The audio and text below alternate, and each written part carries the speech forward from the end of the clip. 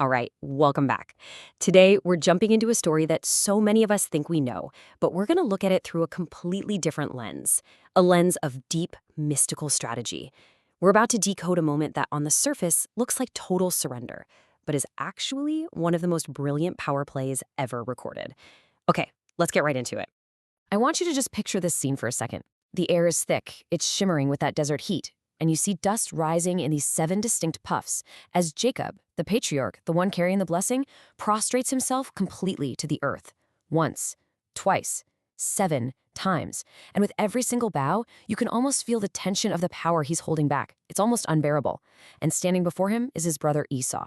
This man described as reddish, a force of nature, this raw, untamed power, towering there with 400 men. Now, on the surface, this looks like a man begging for his life.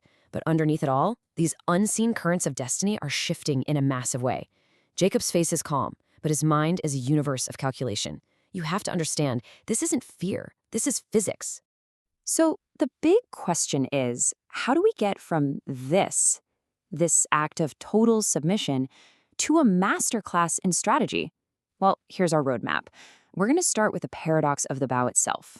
Then we're going to unpack the secret strategy behind it, zoom way out to see the cosmic forces at play, and see how Jacob was playing a game that spanned generations. And then, and this is the best part, we're going to bring all this ancient wisdom right into our lives today, showing you how you can level down to ultimately power up and engineer your own reality. So let's just start by framing the central history. Okay, this is Jacob we're talking about. This is the man who literally wrestled with an angel and won.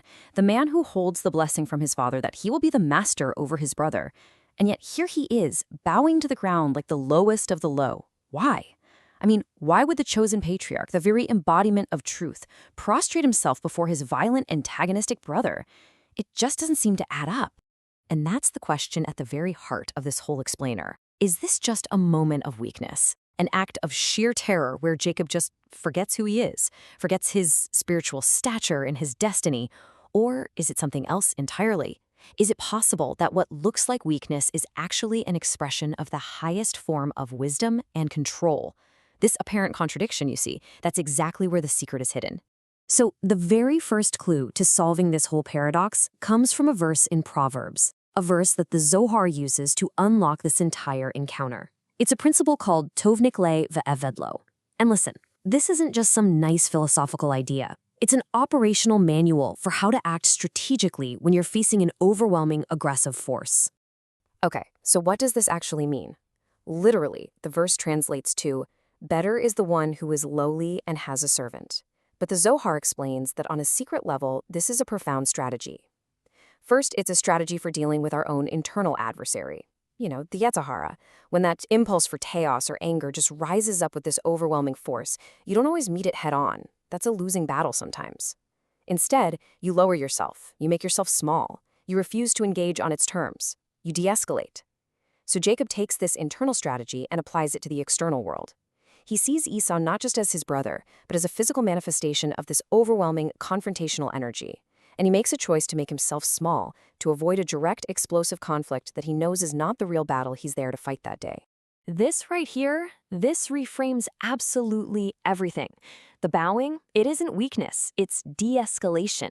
The deference, calling Esau my lord, that's not submission, it's a form of power throttling. And declaring himself a servant, that isn't a statement about right now, it's a brilliant move of strategic timing for the future. Jacob is basically cloaking his true power to manage the immediate threat. For a modern way to think about this, imagine a computer's CPU. When it detects some malicious program or a huge, unstable power surge, it doesn't just meet it with maximum force. That could crash the entire system. No, what it does is it throttles its own performance. It lowers its visible output, its processing speed, just to avoid triggering the hostile system's most aggressive protocols. It manages the threat, contains it, all while preserving its full power in reserve for a later, more controlled moment when it can perform a total system override. That is precisely what Jacob is doing here. Okay, now we have to zoom out, because this encounter, it's not just about two brothers in the desert.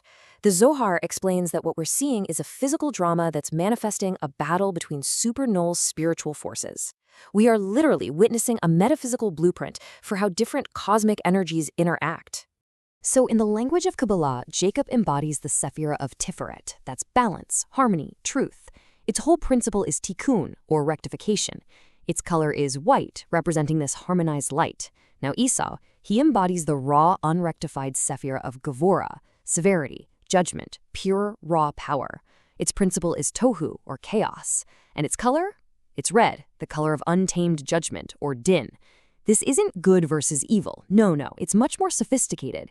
It's the force of cosmic order intentionally lowering itself before the force of primordial chaos in order to manage it and eventually integrate it. The white is concealing itself to neutralize the red. So how does Tiferet balance deal with a direct confrontation from raw Gevurah? Well, it uses a spiritual technology. The name of this technology is Hashbalah. It's a conscious self-minimization. This is an active, intentional process of making oneself low. This is not low self-esteem. It is a highly sophisticated spiritual tool. Jacob performs Hashbalah to create a very specific effect, to disarm the raw, confrontational energy of Esau's unrectified din and bring it into a structure that he can actually handle. And this just brilliantly illustrates the physics of the whole encounter. First, you have Esau, this embodiment of raw power, projecting this intense confrontational energy. Second, Jacob performs Hashbalah, bowing 7 times, lowering himself completely. In doing so, he creates a spiritual vacuum. So Esau's energy lunges forward, but it finds nothing to hit. It's like throwing a punch and hitting nothing but air. But it's more than that. Jacob, as Tiferet, represents that third central line of the Sephirot, the line of balance that resolves the tension between the right and the left. By lowering himself, he's creating the space for this balancing act to happen over time, planting the seeds for his 12 future tribes, a structure of rectified order to eventually overcome the chaos. Okay, so this is the crucial point. Jacob's strategy isn't just about surviving the next 5 minutes. It's about ensuring a victory that's going to unfold over thousands of years. His temporary, apparent subservience is the very mechanism that guarantees the fulfillment of a world-altering prophecy.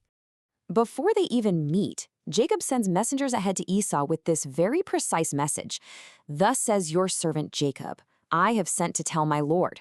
See, he establishes the dynamic before they're even face to face. He is the servant, Esau is the Lord. This seems like a complete and total reversal of his destiny. But wait a second. Remember the original prophecy given to their mother, Rebekah, before they were even born? The elder shall serve the younger. By willingly taking the position of the servant now, Jacob is operationally setting up the cosmic conditions for that very prophecy to be fulfilled in its proper time. He accepts the role of the servant so that, in the end, the system has to balance itself out, and Esau's descendants will ultimately serve his. It's genius! This is all about cosmic timing, or Et. The Zohar explains that Jacob saw in prophecy the long, difficult exile his descendants would have to endure under the dominion of Esau's spiritual heirs. He knew that claiming his full power and mastery right now would be a short-term win, but a long-term catastrophe. So he consciously chose to defer the manifestation of his blessings. When Esau says, "Hey, let's travel together," Jacob says, No, let my Lord go on ahead. I'm going to travel slowly until I come to my Lord and Seir." He's basically saying, you can have this world, you take this present moment. I'm playing for the end of days. I am preserving my power for the right cosmic moment. So, we've gone from a physical act to a cosmic battle to a multi-generational strategy. Now, how does any of this apply to us? Well, this ancient wisdom provides an incredibly powerful mental model for our own modern challenges. The principle is simple. Level down to power up. Imagine you're playing a video game, right? And you come up against this huge boss who has a triggered attack that unleashes massive damage if it detects a high power level. A novice player might just go in, all guns blazing, and get completely wiped out immediately. But a master player? They know the game's mechanics. They strategically unequip their best armor, they lower their visible power level, and they walk in. The boss's most devastating attack pattern isn't even triggered. The player bypasses that initial onslaught, weathers the smaller attacks, and saves their ultimate ability for the final critical stage of the fight, when it will guarantee the win. Jacob is that master player. Now, for a more technical analogy, think of a cosmic engineer trying to repair a complex, volatile system that has a hostile security program running. If the engineer tries to flood the system with his high-energy corrective pulse, the security system is going to detect it as a threat, lock everything down, and maybe even self-destruct. So, what does the expert engineer do? They intentionally reduce the electrical load on their tools. they mask their energy signature. They make their presence seem small, non-threatening to the system. And once they have safely bypassed those hostile security protocols, then they can execute the higher-order system-wide correction that fixes the core problem. That is the intelligence of strategic self-minimization. So we've journeyed through this incredible encounter. And now it's time to distill these lessons into wisdom we can actually use. You see, Jacob wasn't just reacting to his reality. He was actively engineering it. And we can learn from his blueprint. So, here are the key takeaways for your own strategic toolkit. First, true power doesn't always need to be on display. Sometimes it's best kept concealed. Second, strategic humility, Hashbalah, is a powerful tool for de-escalation. It is not a sign of weakness. Third, playing the long game, deferring that immediate win, can lead to a much greater, more enduring victory. And finally, and maybe most importantly, before you go into any confrontation, try to understand the energies at play. Sometimes a strategy of balance is way more effective than just meeting force with force. And that leaves us with one final question for you to take with you. We all have an Esau in our lives, don't we? It could be a difficult boss, a conflict in the family, a competitive situation, or even an internal struggle with our own anger or pride. So what Esau in your life could be overcome not with more force, not with more confrontation or more shouting, but with the deep, calculated, and powerful wisdom of lowering yourself? Thank you for joining us for this complete journey through the Pardes. We really hope these ancient truths help you and your family improve your own dimensions this week.